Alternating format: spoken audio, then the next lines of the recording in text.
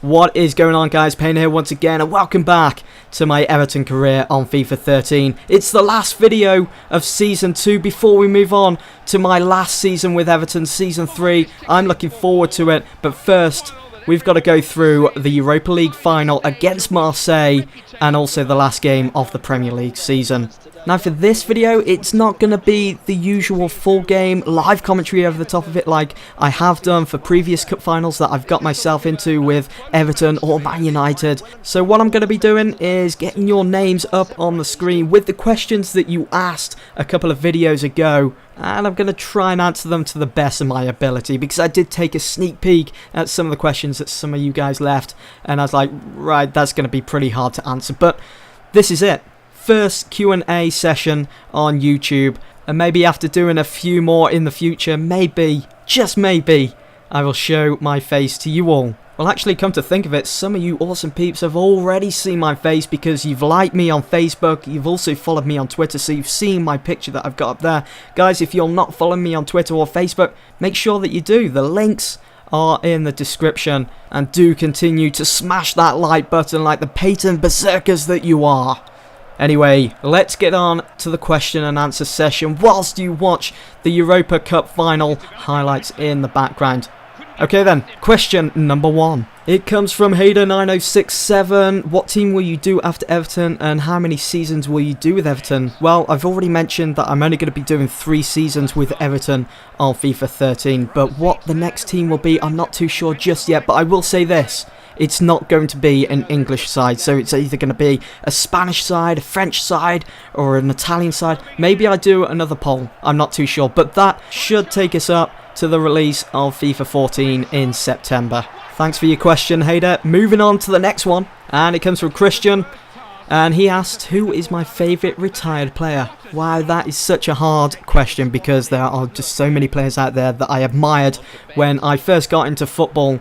But if I had to just pick one player, it would have to be Ruud van Nistelrooy. Not just because he had some of his greatest moments at Manchester United, but it was his attitude, it was his drive, his tenacity towards the game. Every time Fergie would put him on the pitch, he'd always be looking to grab himself a goal. When Van Nistelrooy eventually signed for United in the summer of 2001, that's right, because it got delayed, didn't it, the transfer in the summer of 2000, because he got himself injured and couldn't pass the medical test for United, so we had to sign him the summer after. But anyway, I started getting into football even more after watching him play, and as the years went on, as soon as he got on the ball, you knew something amazing was going to be produced, and he just became an inspiration to me. Whenever I go out and play football at school, or when we'd be playing it down the park, you just wanted to be like Ruud van Nistelrooy. I mean, I used to buy the new Man United jersey when it used to be released, have his name on the back. You know, it's just your typical kid's dream of wanting to be like their favourite footballer. So thank you, Christian, for asking me that question and bringing back so many good memories of my childhood. Alrighty, moving on. Next question comes from Max Griffin. How old are you? I'm 21 years of age. Thanks for reminding me. The next question comes from Mazzy. If you could improve FIFA 14, what would it be? I hope you mean FIFA 13, because I haven't actually got my hands on FIFA 14 like everyone else just yet. But even if I had the control over being able to improve FIFA 13, I don't think I would, because we're so close now to the release of FIFA 14, and there'd be no point really. But everything that's been said by the developers and people that actually managed to play the game back at E3, FIFA 14 seems as though it's going to be groundbreaking to the FIFA series. It's going to be out of this world. They've got the Ignite engine in there, which is completely new from EA. They've also focused on ball physics this time around even more than before, and gameplay just seems as though it's more improved than past FIFA games. It's just going to be realistic as ever. It's going to be great. And when I say realistic, I'm hoping that if your player gets injured on the pitch, if he gets a broken ankle or a broken leg, he doesn't just get up onto his feet and walk off the pitch as though he's not injured at all. I hope some of the medical team come onto the pitch, stretcher him off. That's what I'm hoping for. It's the small details that count. Anyway, thanks for your question, Mazzy. Much appreciated. The next question comes from Discover Rick. Who would you rather sell at the moment? Yelovich, Borman, Fellaini or Morales? I'm not too sure. That is a very tough question. But if the board said to me tomorrow, you've got to sell one of these players to free up some space, or because they're not putting in the performances, I would probably go... it's a split decision, really. It would probably be between Jelavic and Morales, but Jelavic has been putting in some great performances recently. If you guys have been watching the videos, he's saved Everton so many times, but then I suppose you could argue that he's not very consistent with his performances. His performances this season, they have been amazing, but last season they wasn't the best, and that's why I was planning at the start this season, before the transfer window slam shut, that I was going to sell Jelavic. That's why he was on the transfer list at the time. But I think maybe if we stick with Jelavic for one more season, see how he goes, especially with the Champions League looming in the distance. I know that I will need to buy a new striker because Darren Bent's getting a bit older.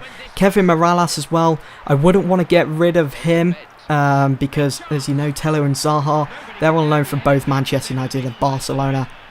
Maybe if I did have to get rid of one of these players, maybe it'd be Fellaini, simply because I'm thinking of the money. It's all about the money. Think of the cash injection that we get into our transfer kitty for the start of next season. It'd be something like 20, 30, maybe even 40 million for Marouane Fellaini. With that money then, we would probably be able to bring in one big player like Cesc Fabregas to fill that role. But we'll see what happens in the summer transfer window for next season, who I bring in. I might even do another special signing. Remember when I did that for the start of this season, the second season, with Tarat, and you guys wasn't expecting it. So I might do that again. We'll see. But thanks for your question anyway, Discover Rick.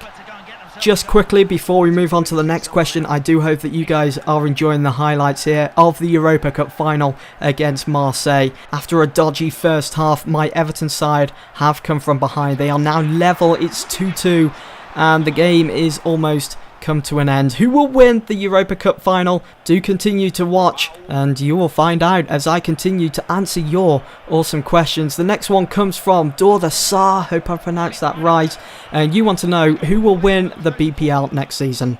Simple, it's going to be Manchester United. It's not going to be City, and it's not going to be Chelsea or Liverpool, I'm afraid, and it certainly isn't going to be Arsenal. It's going to be Manchester United, and I have faith in David Moyes to take United to that top, retain our Premier League trophy, and I also have faith in the players as well to exert themselves and win the trophy for the new United manager. Anyway, thanks for your question, Dorda, much appreciated. Moving on to the next one, and it comes from Chronologic 5. Who is your favourite player at Manchester United right now? It's got to be Zaha. I watched some of the pre-season friendlies over in Asia on MUTV, and when he was playing a game, he even grabbed himself a goal or two.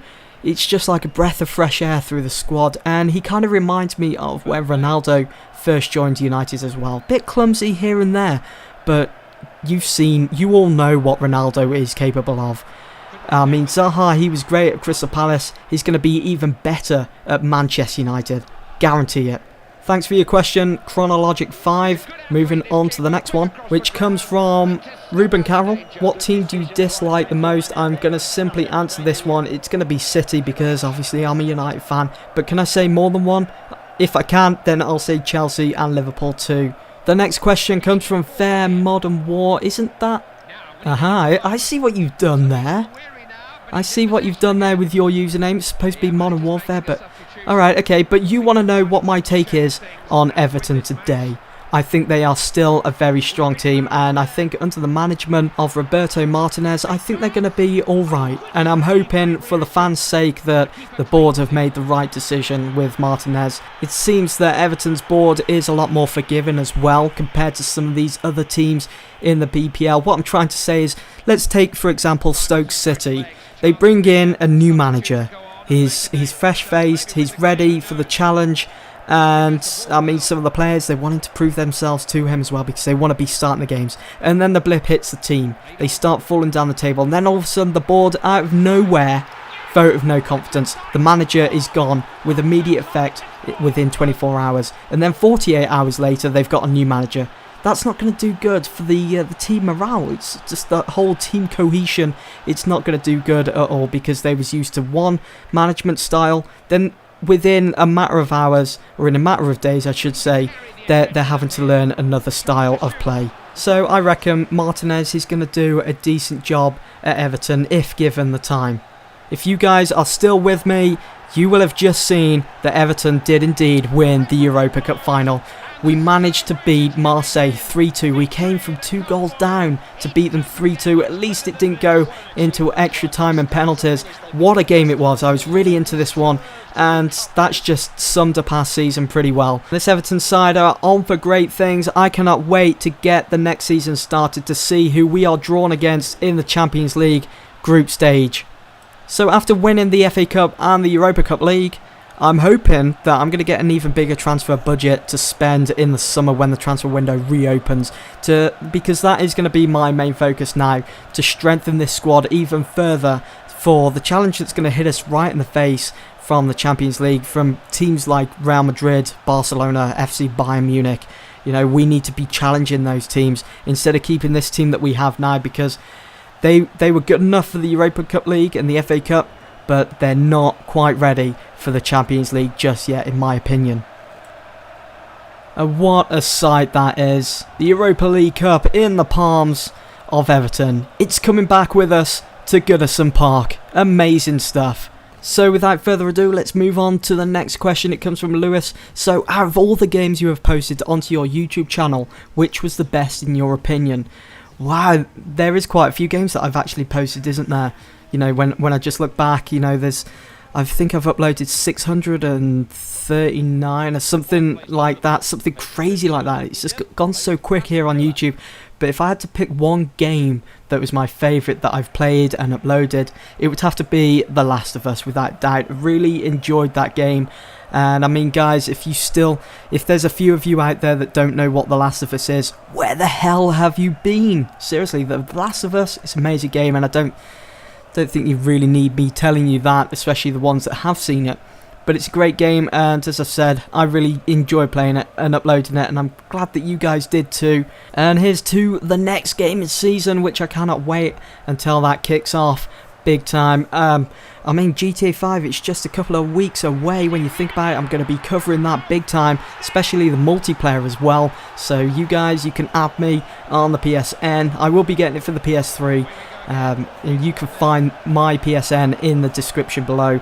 Also, I'll be covering Assassin's Creed 4, wrapping it up on the Caribbean islands in that pirate ship. I cannot wait for that. And also, I'm going to be doing the campaign for both Battlefield 4 and also Call of Duty Ghosts. Kind of looking forward to that and just seeing what they've got to offer this time around. So yeah, The Last of Us, definitely my favourite game that I've uploaded to my YouTube channel so far. Thanks for the question anyway, Lewis. Let's move on to the next one. The next one comes from Jingo Bell. Great name. Are you good at football in real life? Well, let's just say this. I know how to kick a football properly. I know how to control it. I've got an alright first touch, but then again, I haven't played football for such a long time, so I'm not sure if those skills are still there. Great question there from Jingo Bell. Moving on to the next one, it comes from Ryan Kennedy. Are you liking this team? Yes, very much so. I'm really enjoying having to manage Everton. If any of you guys are kind of bored of playing as some of the top sides in career mode on FIFA, or maybe even Football Manager, go check out Everton, because it's such an exciting season. It's a challenge, but once you've pulled off that challenge, you feel as though you've really accomplished something. It's a great season with Everton. Check them out. The next question comes from Bob Weasley. That name kind of reminds me of someone from Harry Potter. Please put this in the video. Who do you think is the best player of all time? I knew that question was going to come up somewhere. And you know what? I'm going to say confidently, in my own opinion, Cristiano Ronaldo, followed closely behind by Georgie Best. Some of you will probably disagree with that, but that's okay, because it's not a fact of who the best of all time is. It's never been announced, and so we're all entitled to our own opinion, right? So I reckon Cristiano Ronaldo. But when you think about it though, just think about what Cristiano Ronaldo has accomplished in his career of playing football. Thanks for the question, Bob.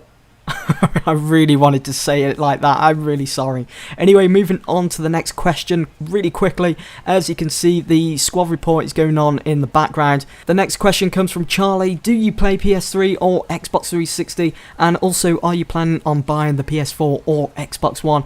I've already got my PS4 on pre-order, so cannot wait to get my hands on that. and I play on both the PS3 and the 360. Haven't played on the 360 for a while actually, come to think of it, but you can add me if you want to. You can find my IDs in the description below, and when I'm online next I will accept. And I saved this question for last. It's from Paco. Why are you a Manchester United supporter? What a question.